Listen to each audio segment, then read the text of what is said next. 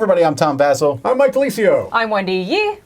I'm Chris Yee. The year is 1739. You are Darwin's predecessor. You're writing an encyclopedia. You probably also smell bad.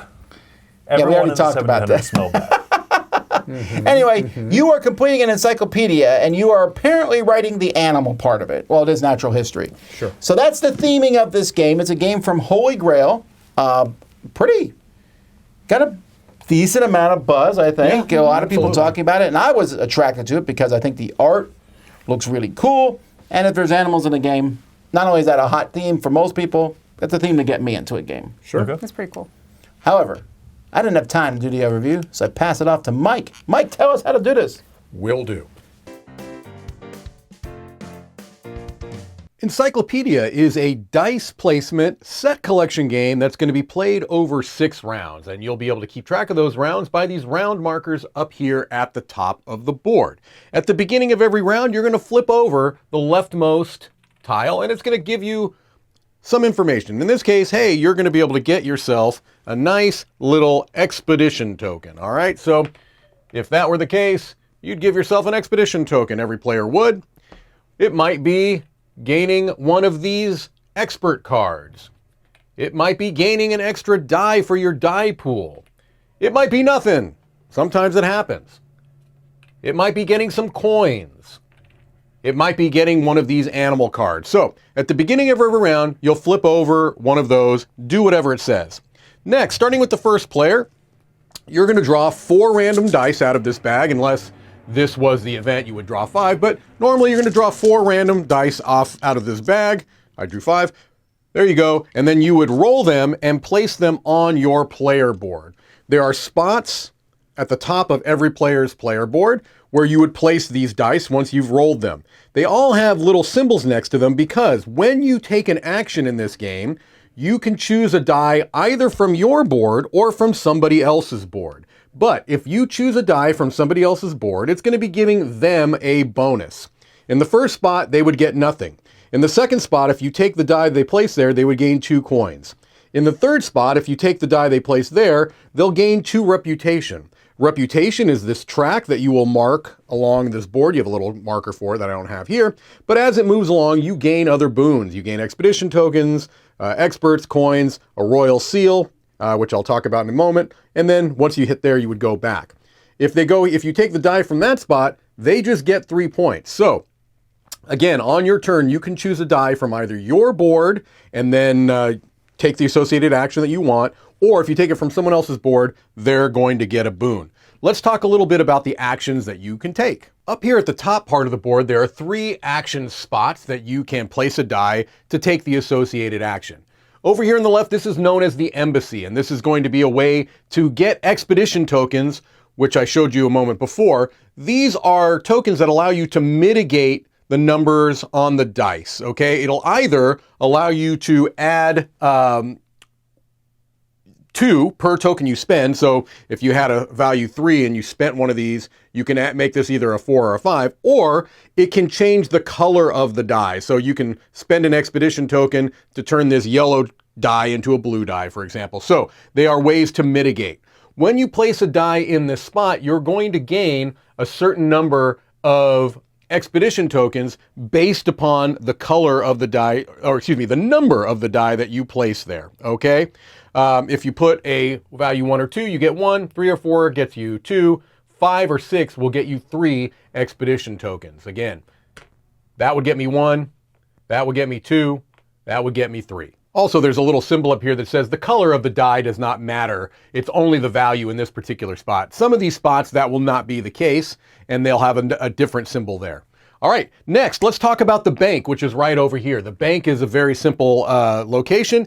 Any color die can go there, and the value doesn't matter. So the color and the value does not matter there.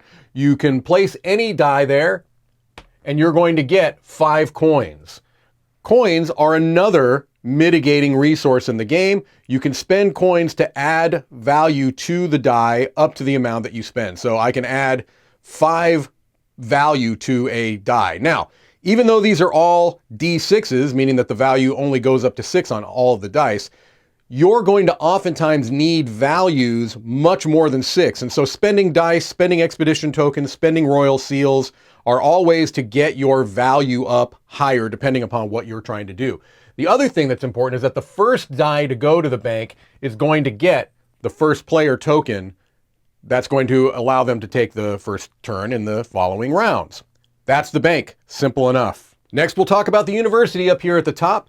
Here, the color of the die can matter. You can place any value die here and you can place any color die. But if you happen to place the same color die as the expert card that you are taking, you're going to get a bonus of an expedition token. So it does behoove you to match the color to the color card that you're getting. You'll see these colored strips along the top that will be corresponding to the die. So for example, if I wanted to take Matilda Glenn here and I used a green die, I would get an expedition token as a bonus. And when you get one of these expert cards, you're going to place them on one of the 4 spots on your player board. Okay, some of them are instant abilities denoted by that lightning bolt. Here I would get 3 reputation.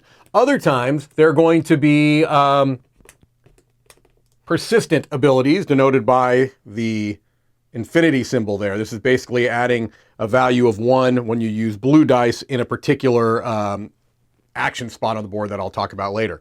You can have more than 4 cards throughout the game. However, you're going to have to cover up other cards. So if I had 4 cards here and I wanted to take a 5th, I would have to cover one of the other ones, and meaning that its ability is no longer valid for the rest of the game. These get refilled at the end of the round, not at the end of the turn. That's going to the university. Scrolling down to the middle of the board, let's take a look at the academy. This is another spot you can get. This is where you're going to be choosing animal cards to research, which is going to be primarily how you're getting your points. So you have to take an animal that corresponds to the color of the die that you want. So if you wanted one of these blue North American animals, or excuse me, Europe, these are European animals, pardon me, you would have to put a blue die there. But remember that you can always spend an expedition token to change the color of a die. So if I wanted to place a red die there to take a blue animal, I'd have to spend an expedition token to do so. But let's say that I put a blue die there, and then I'm going to take an animal of that continent. Also, depending on the value of the die, I'm going to gain a certain number of reputation points. In this case, a 5 would allow me to take 3 reputation points that I would track on my little tracker, and I would take one of those 2 blue animals. When choosing an animal, there are different categories on the animal that you are going to be looking at. The first is the continent, which, as I mentioned before, was Europe. So blue is Europe. Then you're going to be looking at the class. So this happens to be a mammal. There are different types. There are mammals, birds, and reptiles in the game. Then you're going to be looking over here, and this is its diet. This happens to be a omnivorous animal. You also have carnivorous animals and herbivorous, I think, animals as well. You can see some of those here. There's a herbivorous animal. Is there a carnivore out here? There you go. There's a carnivore right there. Next, you're going to be looking at habitat. There are 3 types of habitat: terrestrial, which this is, arboreal, which is trees, and aquatic. And then finally, you're going to be looking at the climate. This is cold climate. You also have hot and temperate. And you can see here on the board that there are most of those represented amongst these cards. But you're going to place a die, take a animal of the corresponding color, unless you spend an expedition token, and then this is going to be placed below your player board. Okay, the last 2 action spots are more involved than the other ones combined, so we'll talk a little bit about those. Next is the expedition area of the board, and this is where you are going to be researching the animals that you have collected from those cards early on. So when you go here, you have to place a die that matches the color of the continent that you are going to be exploring the animals from. So let's say that I had gained a couple of these European animals. I already showed you the Ursus arctus, the Arctic bear. And let's say I'd also acquired this bird from the same continent. I'm going to be researching these animals, okay? So I would have to place a blue die in the corresponding section. Depending upon where you place it, you have to put it in the leftmost spot. You're going to get a particular bonus. So if I placed this 5 here, I would gain 3 reputation. The next would be 2 reputation and 1 value added to the value of this expedition. 1 reputation, and 2 added to the value of the expedition, nothing, but 3 added to the expedition's value. And the values are important because that's going to determine which categories you can research by type, and it shows you the values here. So to research a type 1 by placing one of your cubes on that spot, it's going to cost 2 expedition points for every animal you want. For the second level, it's 4. The third level is 7. The fourth level is 10. So let's say I wanted to explore up to level 2, the 1 and the 2, on both of these animals.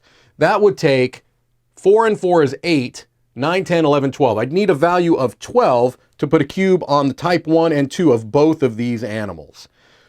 I have a value of 5, so how do I get up to that value of 12? Well, as I mentioned before, you can spend coins. Coins can add to the value of your expedition 1 to 1. You can add these expedition tokens that add 2. You can also add the value of these royal seals, which give you 5. These are the most valuable resource in the game. They allow you to either add 5 to an expedition, they allow you to get 5 coins, or they will allow you potentially to take an extra turn at the end of the round if you spend one of them. They're also worth points at the end of the game. So this is how you're going to be adding cubes to these cards that you're then going to use to publish the research. Here you're researching the animals, placing cubes on the cards. The next action I'm going to show you is publishing those results, placing these cubes onto this bottom section of the board. Okay, so to publish the research that you have gained on these animals, you're going to also be having to place a die. And there's a little player aid that goes to the side of your player board that shows you up to which type you want to publish is going to determine the value of the die you have to place. So let's say that these are the 3 animals that I had been researching, and I want to publish all the way up to the level 4 type. I would have to have a value 6 die that I place there. And again, I could spend coins or expedition tokens, but let's say that I'd gone ahead and I had placed a value 6 die. Now I'm going to be publishing up to the type 4. What I would do is I would choose a reference animal, okay? And this is going to allow me to publish cubes from the same categories on other animals that I have researched. They don't all have to be from the same continent, although I kind of incentivized to do so. So let's say I make this bear my reference animal. I'm going to go ahead and I'm going to publish this research that I have gained. So I have 2 of these mammals. I'm going to go ahead and place the cubes onto these spots. It's going to give me some points right away, and it's also going to give me potentially some points at the end of the game.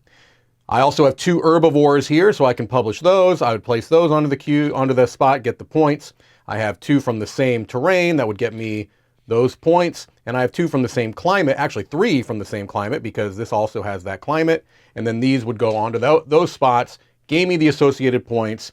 And then the cards that are of the same continent of my reference animal, in this case both of these, are going to go into a face-down stack next to my player board, and the one that is not part, if any, gets discarded.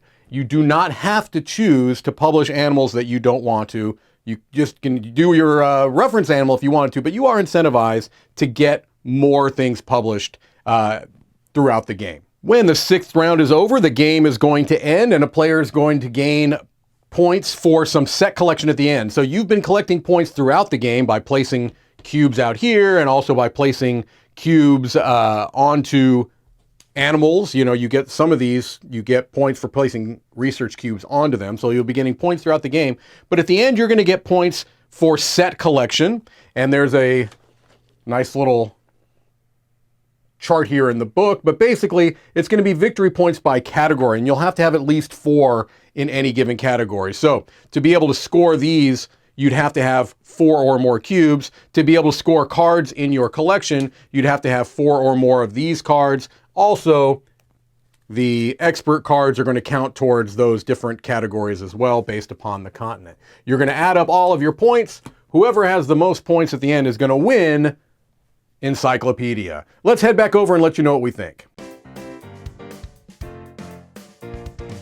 Me and Mike were laughing when we first got the game because the game has a bunch of very, very simple actions, and then suddenly goes on the last 2 actions. The last action, I was like, wow, that's long.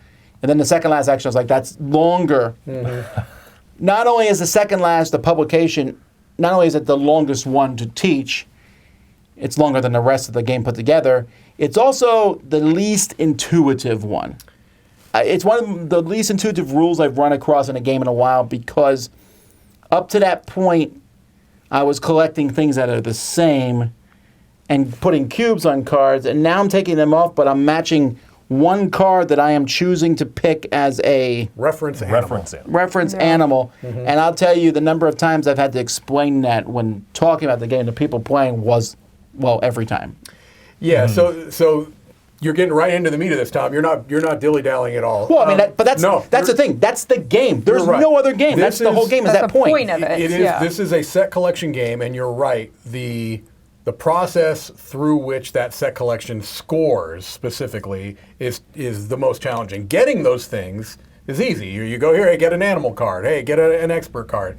But this idea of choosing a reference animal, and then you are choosing the types.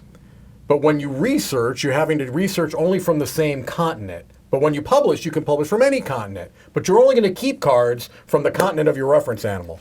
If all of that sounds confusing, it's because it is. It just is. It is a convoluted way to handle it. And it's probably my biggest issue with the game. I feel like, as well, that particular action feels like you can take it once in the entire game. If I just do it at the very end of the game, I have a huge amount of animals that I'm publishing all this research at once. I get a bajillion points, and I didn't waste another action doing it previously. And I wonder, I just wonder, is it viable to not do that? Is really my... You get those royal seals, which getting those at the right time can allow you to take an extra action in a round, and so... That's my thought, But you get those other places. Right, but, well, I would argue that if you want to collect a lot of the animal cards, you're going to have to do the publication action multiple times because of what Mike talked about. You can't publish once. You only get to keep blue cards. Right. If you take the cubes off of red, yellow, and purple ones, those get discarded, so I'm guessing that's kind of the counterbalance. So the timing of it probably leans in favor of doing it later in the game. Yes. And I think you also might need to do it if you just don't get... You said you can do one and do a great action, but I can't tell you the number of times I'm like, ooh, where's the animal I need? Oh, none of those really match me. Okay, well, I guess I'll start working on a separate set. I feel like that's what you have to do. Especially since animals and expert cards don't refill after your turn. They refill at the end of the round. And so there are going to be times where you're not going to have the particular choices that you might want. And so I think that's where the game that's where some of the tension lies, I think, because otherwise you would just be, this already has a bit of a pointsality feeling because you're getting points by putting research cubes on cards, as long as you're going beyond that first tier. You're getting points for publishing. You're getting points if someone takes a die from your rightmost spot, although that's not going to happen very often. That's another point of potential contention. But there are a lot of points to be had throughout the game, although... It seems like the game is designed in such a way that you should be getting most of your points at the end. I don't know if that's true or not, though. I don't know about most, but if you publish a few times throughout the game, you just get these huge leaps in points, 30-some-odd points all at once, and it feels great for you and bad for the other player. Like when Wendy at one point jumped ahead of me by 36 points, I was like, whoa, I'm out of it. Yeah. And then you remember, and then you caught back up. These score trackers go up to plus 300 yes, on them. Yes, there's going to be a lot of points in the game. Yes, so this is actually a problem. I've bought a little problems with the game, and that's one of them is that action, when you publish, is an action. And there's a lot of games that do this, but taking 5 coins is a very tiny action. Yes. And there are rounds of the game where all 4 of my actions are small actions, and I'm kind of going, oh, and you're going to do this big action, or maybe even 2, and they're not really well balanced. Almost every one of the small actions, quick actions that you take are revolving around mitigating your dice, right? I mean, that's about the big actions. They're all about supporting They're all about those ones. supporting the big actions, right? The 5 coins, the only purpose coins serve in the game are to add to your value of your dice, right? Because you're only playing with D6s, but many times you might need a value of 26 on one die. Right, and how are you going to do that? You're going to do that with coins. You're going to do that with the exploration tokens, which can add 2 per, or the royal seals, which can add 5, I believe. So all of those other actions are, okay, I'm going to go here and play a 5 or a 6. I'm going to get 3 exploration tokens. I'm going to go here. I'm going to get an expert that adds 2 to my blue expeditions. You're all getting things just to pay off those 2 big turns, basically. 2 big actions, I should say.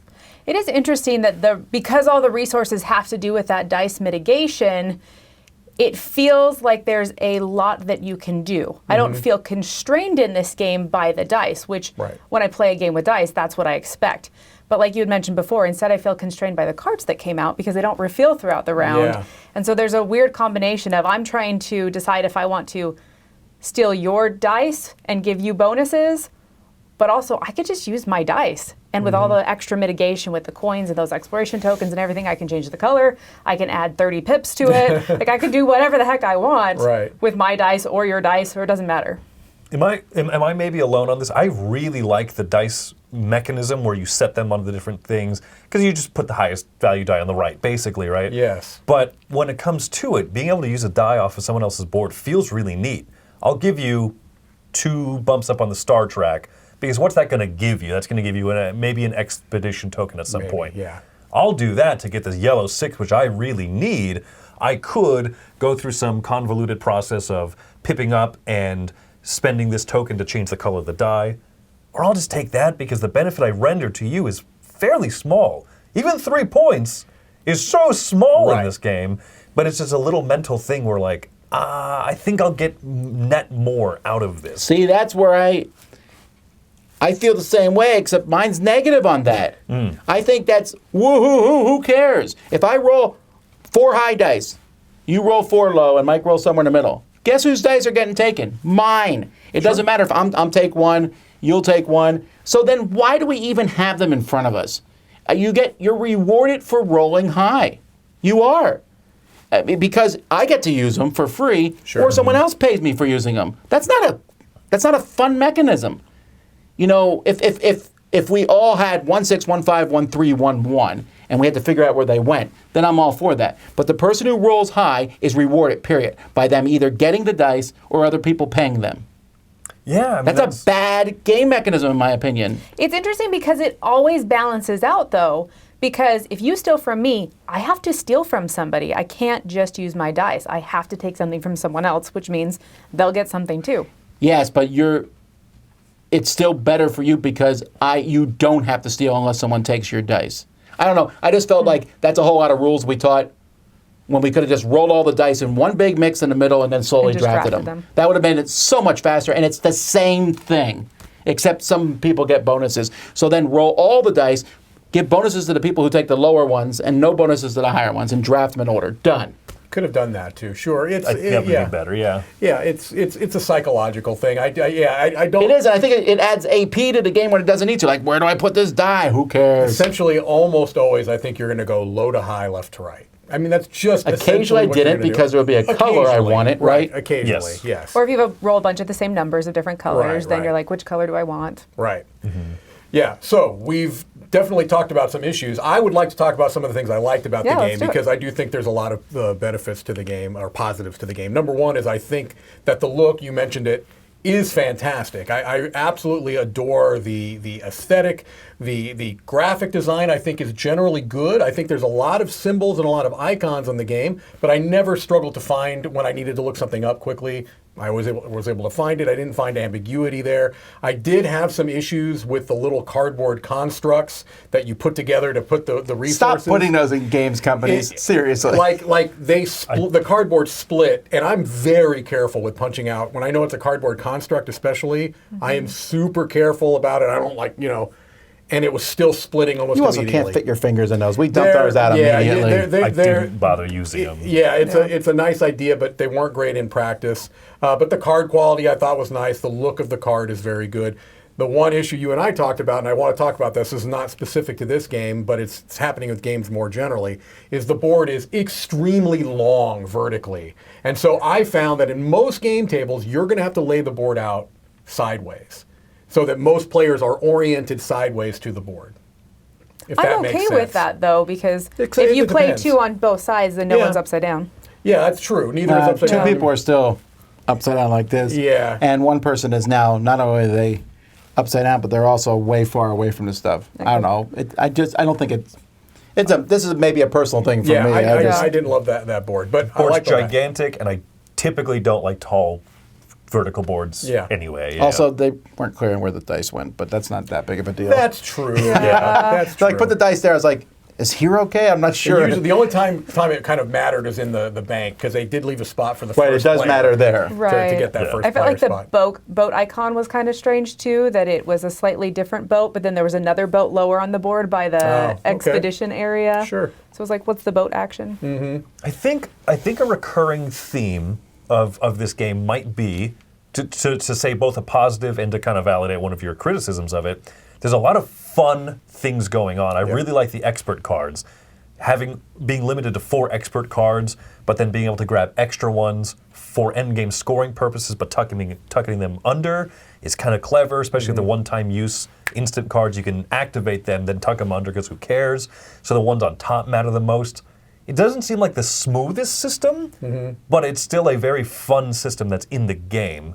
And so maybe that's kind of a recurring theme. A lot of the stuff in here is fun. Do this, get this, collect these animals, put cubes on them, send them off.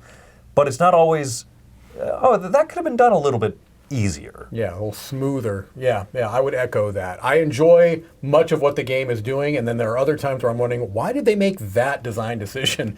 This seems like the most convoluted way to get from A to B.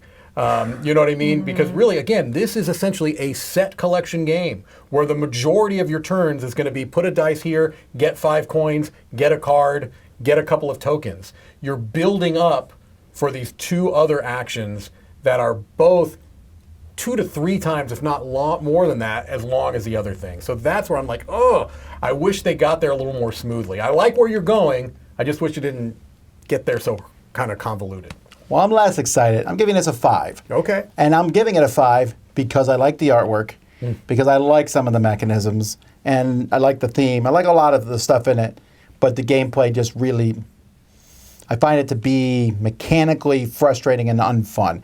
I don't like this the reference animal thing I find to be a little bit confusing. I get it. It's not that I don't understand it, but when 2 animals come out and I manage to get an animal and draft an animal by, in my opinion, luck, that completely matches the one I'm going to use for reference, that's really lucky.